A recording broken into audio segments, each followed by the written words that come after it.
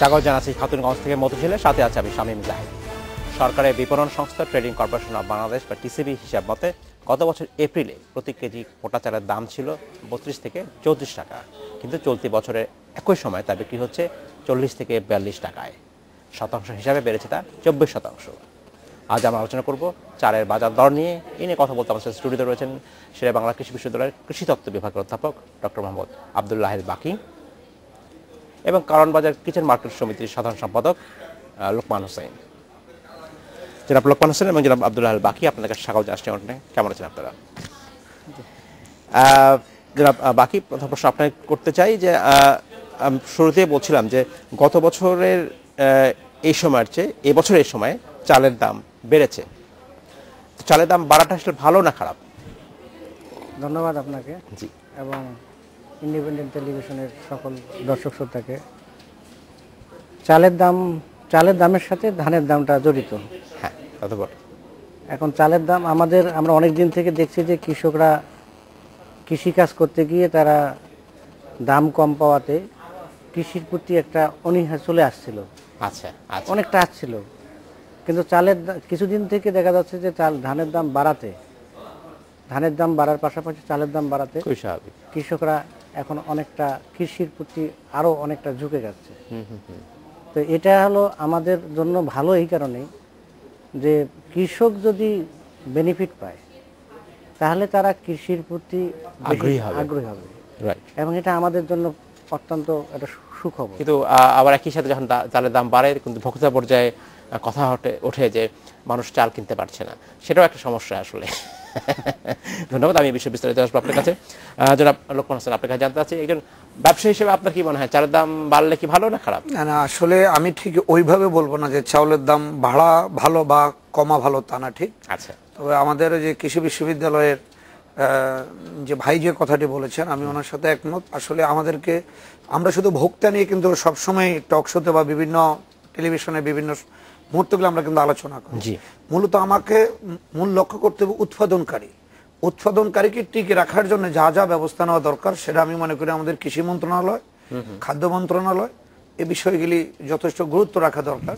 তার কারণ দেখেন, চালের দাম যদি ধস পড়ে পরের বছর ব্যাপক পরিমাণ আবাদ কিন্তু বন্ধ হয়ে যাবে, তারপরের বার কিন্তু তার দামটা কিন্তু দ্বিগুণ বাড়বে। তো এই কারণেই আমাদের দেশের মানুষের ক্রয় ক্ষমতা বেড়েছে, সেই হিসাবে মৌসুমের শেষ মুহূর্তে 1 থেকে 1.5 মাস যে ঊর্ধ্বগতিটা হবে বাজারের, এটা আমি মনে করি সবাইকে মেনে নিয়ে আগামী মৌসুমটা আমরা যাতে ভালো ফলন হয় এবং সেটা যাতে উপভোগ করতে পারি ওই পর্যন্ত অপেক্ষা করা দরকার, হতাশ না হয়ে, হতাশা যাতে আমাদের ভিতরে না আসে, এটা হলো আমার পরামর্শ। কিন্তু আসলে মূল যে প্রশ্ন বা সবাই যেটা আমরা জানতে চাইছে, সত্যিকার অর্থে কৃষক কতটা লাভবান হয় যখন আসলে বাজারে চালের দাম বা ধানের দাম বাড়ে, এবং কৃষকের লাভকে নিশ্চিত করা যাবে কিভাবে? এটা একটা সুন্দর একটা আপনার অবজারভেশন যে আসলে কৃষক, আমরা দেখছি যে দাম অনেক ঘোষণা করা হচ্ছে, কিন্তু বাস্তব পক্ষে কৃষক যখন তাদের আসলে যেটুকু মানে অর্থ প্রোডাকশনে ব্যয় করার কারণে তারা ওই হারভেস্ট করার পরে, কর্তন করার পরে যে ওই ধানটাকে তারা প্রিজার্ভ করবে কিছুদিন, সেটা করতে পারে না পারায় ওই সময়টাতে দাম কম থাকা অবস্থায় তারা কিন্তু বিক্রি করে দিয়ে দেয়। কৃষক কিন্তু ওই লাভটা কিন্তু পায় না। তারপরেও যেটা দেখা যাচ্ছে যে কৃষক ওই কিছুটা দাম বাড়লেও কৃষক যে লাভবান হচ্ছে, সেই লাভবান হওয়ার কারণে সে পরবর্তী পর্যায়গুলোতে কৃষিকাজের প্রতি তার আগ্রহ আরো বেশি বেড়ে যাচ্ছে এবং স্বাচ্ছন্দ্যভাবে তাদের পরিবার পরিজন কিংবা অন্যান্য কাজে মনোযোগ দেওয়ার মতো একটা পজিশন তাদের তৈরি হচ্ছে। আচ্ছা, কিন্তু তাহলে জনাব লোকমান হোসেন, তাহলে এই লাভটা কি যদি কৃষক লাভবান না হয়, কে লাভবান হয়? ব্যবসায়ীরা?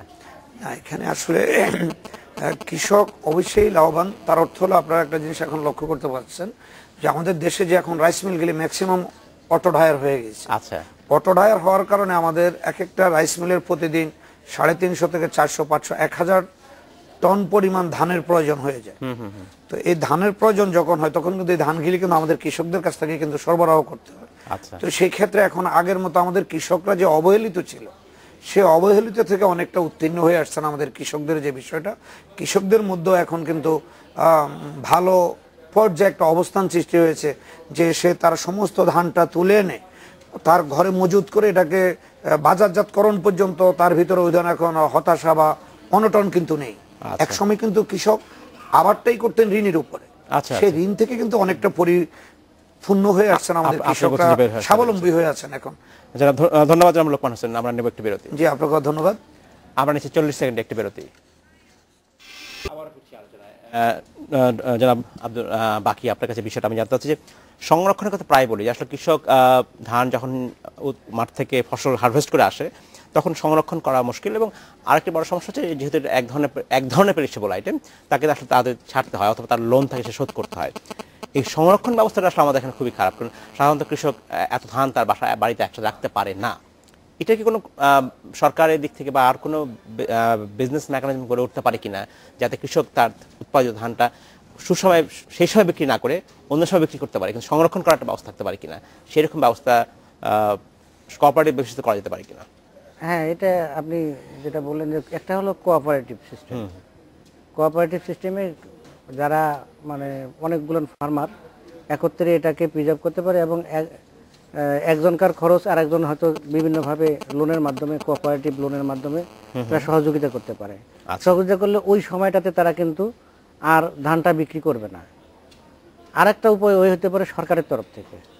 সরকারের তরফ থেকে যেটা হয় যে কৃষি লোন, যেটা সেটা সরকার দিচ্ছে, এটা দিচ্ছে, কিন্তু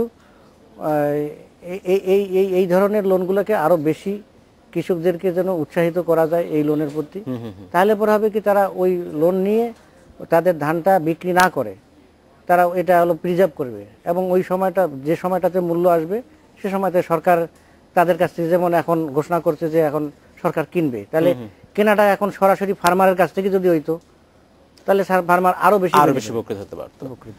ধন্যবাদ জনাব লোকমান হোসেন। ডক্টর আব্দুল আল বাকি বলছিলেন যে আসলে ইতিমধ্যে সরকার ঘোষণা করেছে তারা কৃষকদের কাছ থেকে ধান এবং চাল কিনবেন, এবং এই বছরের জন্য 40 টাকা কেজি বলা হচ্ছে ধানের জন্য প্রতি কেজি, এবং চালের জন্য বলা হচ্ছে 34 টাকা প্রতি কেজি। এর ফলে ধারণা করা হচ্ছে যে কৃষকের কিছুটা হলো ন্যায্য দাম নিশ্চিত হবে। কিন্তু প্রশ্ন একটা থেকে যায় যে সরাসরি সরকার কেন তাদের কাছ থেকে কিনতে পারে না, যেহেতু আপনারাও চালের ব্যবসা করছেন দীর্ঘদিন ধরে, আপনাদের একটা অভিজ্ঞতা আছে, কেন সরকার সরাসরি কিনতে পারে না, তাদের বাধাটা কোথায়? না, সরকারের সরাসরি বাধার ক্ষেত্রে যে বিষয়টা মানে লক্ষণীয় সেটা হলো, আপনারা দেখেন আমাদের দেশে যেরকম যেমন চিনি কল আছে সরকারিভাবে, ঝুট মিল আছে সরকারিভাবে, সরকারি ঝুট মিল আছে, কিন্তু আমাদের চাউলের কিন্তু সরকারি এদের কোনো মিল কিন্তু নেই, যেটা আছে মালিকানা। সরকার যদি ধান সংগ্রহ করে সেটা কিন্তু মিল মালিকের মাধ্যমেই তাকে কিন্তু চাল উৎপাদনের প্রক্রিয়াজাতকরণের মধ্যে তাকে আসতে হবে। তার জন্যই সরকার যদি ইচ্ছাও করে সরাসরি কৃষকের কাছ থেকে এই চালটা সরবরাহ করা কোনোভাবেই সম্ভব হচ্ছে না। তো সেই ক্ষেত্রে আমার একটা পরামর্শ থাকবে যে আমাদের অন্য আনুষঙ্গিক যে নিত্য প্রয়োজনীয় বিষয়গুলির মধ্যে সরকারি যে ব্যবস্থাপনা এবং যে মিল আছে, আমি মনে করি সারা বাংলাদেশের সরকার এই ধরনের বেশ কয়েকটি মিল থাকা দরকার, যেগুলি ক্রাইসিস মুভমেন্টে অনেক সময় যে ব্যবসায়ীদেরকে একটা দোষারোপ করা, যে ব্যবসায়ীরা সিন্ডিকেট করে দাম বৃদ্ধি করা হয়। যদি সরকারের ধরনের ব্যবস্থা থাকে তাইলে হয়তোবা তখন দেখা গেল সরকারি মিলগুলিতে বাজার সরবরাহ যে ক্রাইসিসটা থাকে সে সাপোর্টটা কিন্তু তখন গভর্নমেন্ট মিলগুলি থেকে কিন্তু বাজার সরবরাহের মধ্যে একটা ব্যাপক সাড়া দিতে পারে। আচ্ছা, ভালো বলেছেন ডক্টর বাকি। আমি আরেকটা বিষয় জানতে চাচ্ছি, সরকার ঘোষণা দিয়েছে যে 8 লক্ষ মেট্রিক টন ধান এবং 7 লক্ষ মেট্রিক টন চাল এবার সরকার কৃষকদের কাছ থেকে সংগ্রহ করবে। এটা কি যথেষ্ট কিনা? আসলে বাজারে দাম ইম্প্যাক্ট ফেলবার মতো এই পরিমাণ চাল এবং ধান কিনলে সেটিকে আসলে পড়ে কিনা, আদৌ আসলে কাজ হয় কিনা?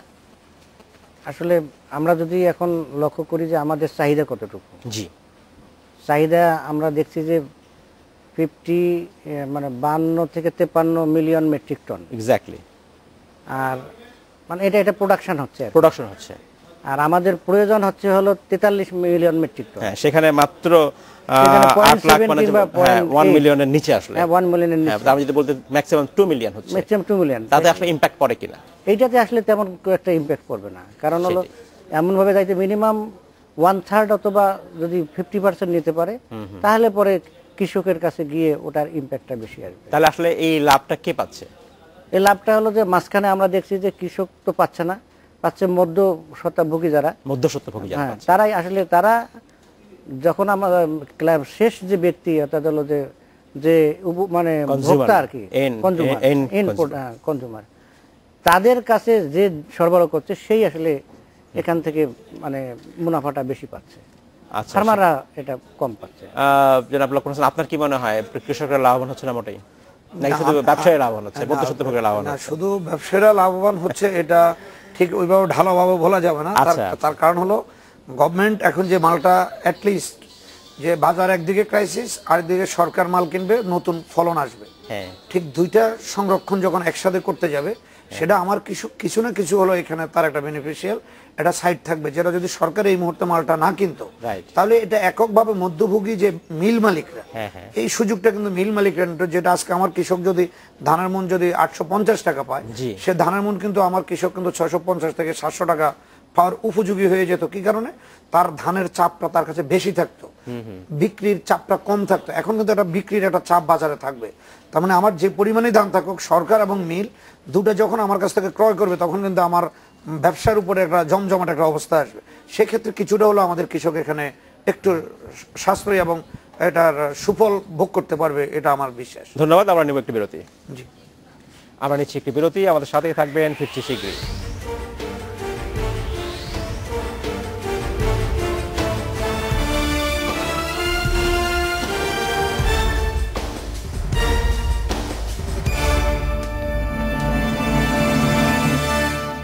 স্বাগত আরেকবার খাতুনগঞ্জ থেকে মতিঝিল। আজ আমরা আলোচনা করছি চালের বাজার দর নিয়ে। নিয়ে কথা বলতে আমাদের সাথে স্টুডিওতে রয়েছেন শেরেবাংলা কৃষি বিশ্ববিদ্যালয়ের কৃষি তত্ত্ব বিভাগের অধ্যাপক ডক্টর মোহাম্মদ আব্দুল্লাহ আল বাকি এবং কারণ বাজার কিচেন মার্কেট সমিতির সাধারণ সম্পাদক লোকমান হোসেন।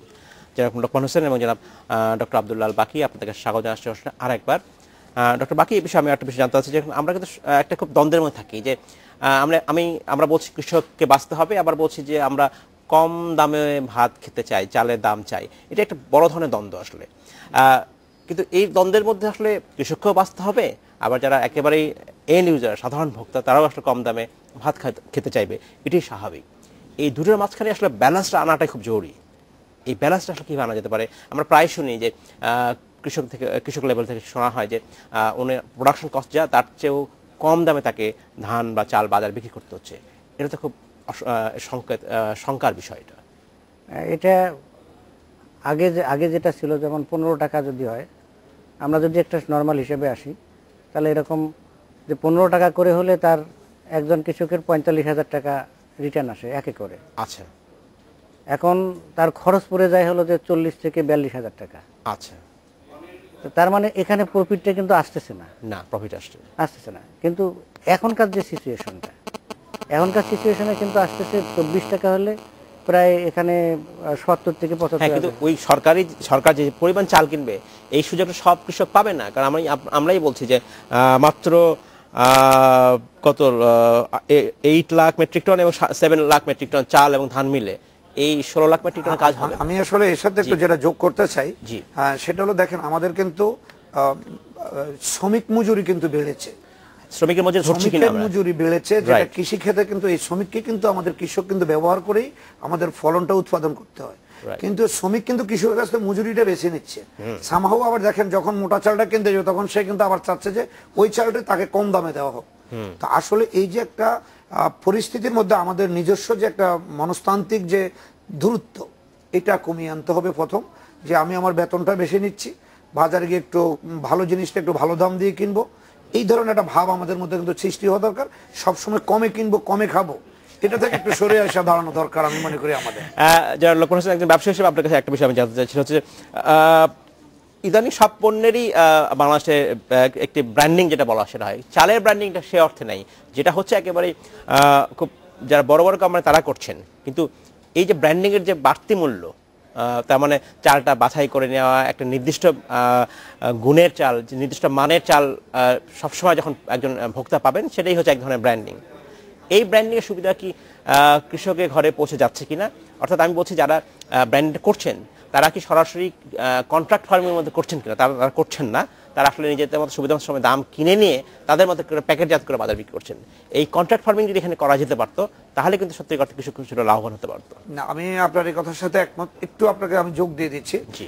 এই যে আমাদের আজকে শটার মেশিন এবং যে কালার শটার, ফালিশার, এই যে আমাদের আধুনিকায়নের মধ্যে মানে নিট অ্যান্ড ক্লিন যে জিনিসগুলি আমরা ঘরে করে নিতাম আয়াবুয়া দিয়ে, আজকে আমরা মিল থেকে কিন্তু সে প্রযুক্তিটা নিয়ে যাচ্ছি। আজকে এই কারণেই কিন্তু আমাদের চালের দাম বর্তমান বাজার, স্বাভাবিক বাজার যেটা, স্বাভাবিক বাজার থেকে 3 থেকে 4 টাকা ভেরি করে ডিউ টু শুধু এই প্রযুক্তির কারণে 4 টাকা মূল্য বেশি। আর এই সুবিধাটুকু পাচ্ছে আমাদের বড় বড় যে অটো ডায়ার এবং শটার মেশিন যাদের আছেন, যারা বিভিন্ন পলিশার নিয়ে আসছেন, কালার পলিশার, তারাই এই সুবিধাটুকু নিচ্ছেন। তো এই কারণেই এই বিষয়টা আমাদের মূলক জাতের ব্যাপারে অবশ্যই একটা বাধ্যকতা থাকা দরকার যে কারা বিএসপি এবং আমাদের খাদ্য এবং কৃষি সবার মাধ্যমে যে মোড়কটার যে নিরূপণ করা, এই জিনিসটা সুনিশ্চিত হওয়া, ওইভাবে যদি হয় তাহলে হয়তোবা এই সুবিধাটুকু যেমনি আমাদের কৃষক পাবে তেমনি ব্যবসায়ীর ক্ষেত্রে ব্যবসায়ী পাবে। আমরা যারা লোকাল, যেটা আজকে দেখেন আমাদের মার্কেটে লোকাল চালটা কিন্তু হারিয়ে যাচ্ছে। আমি লোকাল কাস্টমার, আমি লোকাল কনজিউমার, আমি কম দামে চালটা কিনবো, আমার মতো করে আমি খাবো বা আমি করবো, কিন্তু সেই সুযোগ কিন্তু আজকে নাই আছে। সবাই কিন্তু ওটাকে চলে আসছে একদম আধুনিকায়নের মাধ্যমে, যেটা যার ক্রয় ক্ষমতা আধুনিকায়নের মধ্যে আসে নাই, সেও কিন্তু ওই পণ্যটাই ক্রয় করতে হচ্ছে। এটাও কিন্তু আমাদের বাজার ভাটতির যে একটা কথা, ওর মধ্যে একটা প্রভাবের একটা কারণ।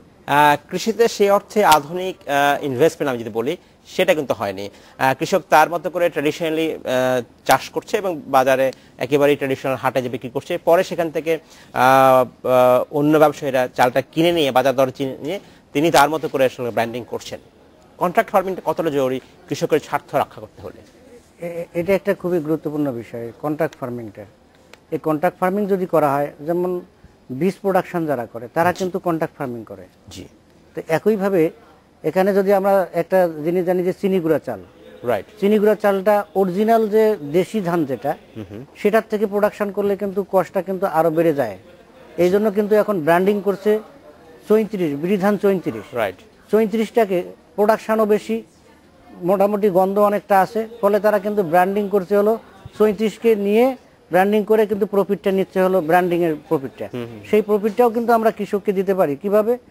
আমরা যদি লোকাল ভ্যারাইটিগুলার পিউরিফিকেশনের মাধ্যমে কন্ট্যাক্ট গ্রোয়িং করি ফার্মারের সাথে এবং তার কাছ থেকে যদি ওটা আমরা চড়া মূল্যে কিনে নেই, তা এদিক থেকেও কিন্তু ফার্মাররা কিন্তু বেনিফিট পেতে পারে। এই পয়সাটা আসলে ফার্মারের কাছে, কৃষকের কাছে কিভাবে পৌঁছাতে পারে? খুবই সংক্ষেপে বলতে হবে। কৃষকের কাছে এই বিষয়টা পৌঁছানো আসলে মানে এটার সহজ যে একটা ব্যাখ্যা, এটা আদৌ মানে আমাদের কাছে এখনো আসলে যুক্ত হিসেবে কোনো কিছু এখনো কিন্তু বোধগম্যের মধ্যে আসছে না। তবে ভ্যান্ডিং যে বিষয়টা, ভ্যান্ডে আমাদের যে পরিমাণ ডিফারেন্স হচ্ছে বাজার এবং কৃষক, এর চেয়ে কিন্তু ভ্যান্ডিং এ মিনিমাম 10 টাকা 8 টাকা ডিফারেন্স হচ্ছে বাজার দরের মধ্যে। এটাকে আমার মনে একটু নজরদারিতে এনে এটা একটু ব্যবস্থা নেওয়া প্রয়োজন। অসংখ্য ধন্যবাদ জনাব লোকমান হোসেন। ডক্টর আব্দুল আল বাকি, আপনাকে অসংখ্য ধন্যবাদ। আপনাদেরকে আজকে শেষ করতে হচ্ছে। ধন্যবাদ। আপনাকেও ধন্যবাদ। এই ছিল আজকের মতো খাতুনগঞ্জ থেকে মতিঝিল। আমাদের সাথেই থাকবেন, দেখা হবে আবার।